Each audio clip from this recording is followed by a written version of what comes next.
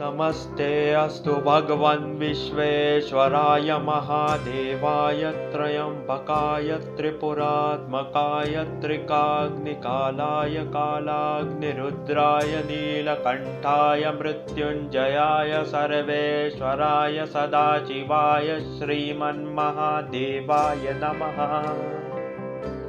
नमस्ते अस्तु भगवन् विश्वेश्वराय महादेवाय त्र्यम्बकाय त्रिपुरात्मकाय त्रिकाग्निकालाय कालाग्निरुद्राय नीलकण्ठाय मृत्युञ्जयाय सर्वेश्वराय सदाशिवाय श्रीमन्महादेवाय नमः।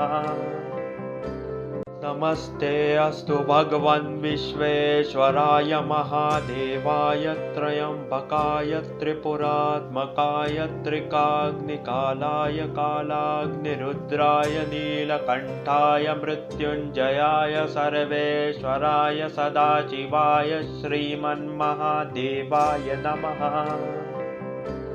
नमस्ते अस्तु भगवन् विश्वेश्वराय महादेवाय त्र्यम्बकाय त्रिपुरात्मकाय त्रिकाग्निकालाय कालाग्निरुद्राय नीलकण्ठाय मृत्युञ्जयाय सर्वेश्वराय सदाशिवाय श्रीमन्महादेवाय नमः।